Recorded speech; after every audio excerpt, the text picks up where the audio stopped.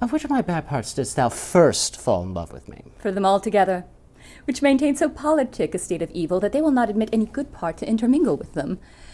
But for which of my good parts did you first suffer love for me? Ooh, suffer love, a good epithet. I do indeed suffer love, for I love thee against my will. In spite of your heart, I think. Alas, poor heart. If you will spite it for my sake, I will spite it for yours, for I will never love that which my friend hates. Hi, I'm Kate O'Toole. Hi, I'm Sean Fay. Wise to woo. We're with the Porters of Hell's Gate. We started as performers, and we actually met doing a Porter show, doing Merchant of Venice. And now we're board members and helping with production the upcoming season. I think the first time I ever acted was doing a piece from Hamlet at a Ren fair.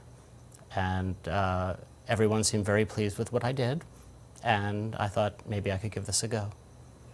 For my first meaningful experience, I had an amazing English teacher in high school. She kind of put Robin Williams and Dead Poet Society to shame. And she saw that I had a thing for poetry, and she really encouraged that. And I think when other students had to write about novels for their senior paper, she let me write about Othello.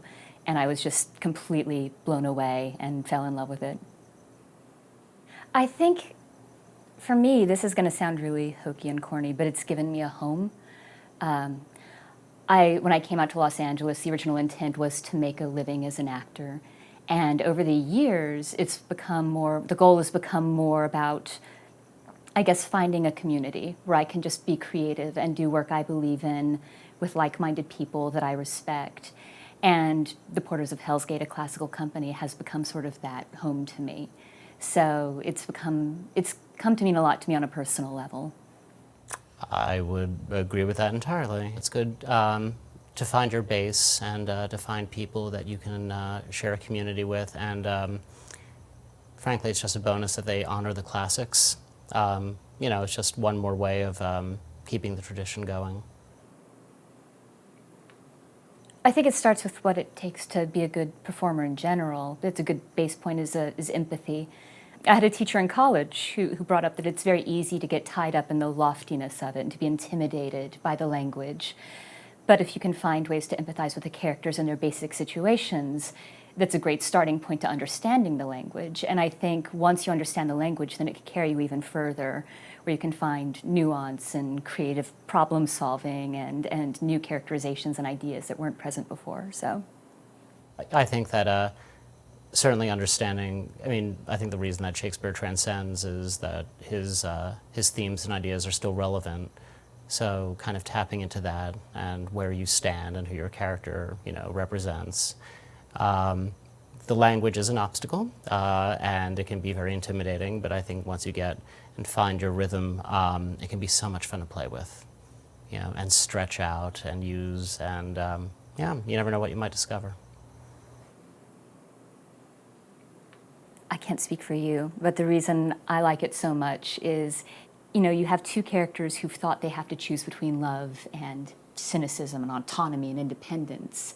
And by this point in the show, you've seen that they've kind of gotten past that, and they're realizing that they can love one another and have that companionship without sacrificing what makes them who they are, which is such a lovely moment. And you even get this nice bit of vulnerability at the end, which you rarely see from Beatrice, which I just love. I have to agree again. It's a great opportunity to experience love for the first time, kind of to let your walls down and truly allow yourself to be vulnerable. No, it's great to get swept away. Sweet Beatrice, wouldst thou come if I called thee? Yea, Signor, and depart when you bid me. I'll stay but till then. Then is spoken. Fare you well now. And yet, ere I go, let me go with that I came, which is with knowing what hath passed between you and Claudia. Only foul words, and thereupon I will kiss thee. Foul words is but foul wind, and foul wind is but foul breath, and foul breath is noisome. Therefore I will depart unkissed. Now as frightened the word of his right sense, so forcible is thy wit. But I will tell thee plainly, Claudio undergoes my challenge, and either I must shortly hear from him, or subscribe him a coward. And I pray thee now tell me, for which of my bad parts didst thou first fall in love with me? For them all together, which maintain so politic a state of evil that they will not admit any good part to intermingle with them. But for which of my good parts did you first suffer love for me? Suffer love, a good epithet. I do indeed suffer love, for I love thee against my will. In spite of your heart, I think. Alas, poor heart. If you will spite it for my sake, I will spite it for yours, for I will never love that which my friend hates. Thou and I are too wise to woo peaceably. It appears not in this confession. There's not one wise man among 20 that will praise himself. It's an old instance, Beatrice. They lived at the time of good neighbors. If a man do not erect in this age his own tomb ere he dies, he shall live in monument no longer than the bell rings and the widow weeps. And how long is that, think you? Question. Why, an hour in clamour and a quarter in room. Therefore it is most expedient for the wise, if Don Worm, his conscience, find no impediment to the contrary, to be the trumpet of his own virtues, as I am to myself. So worthy of praise that I myself must bear witness, and praiseworthy. Now tell me, how doth your cousin?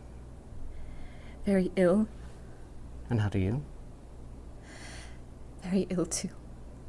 Serve God, praise me, and mend.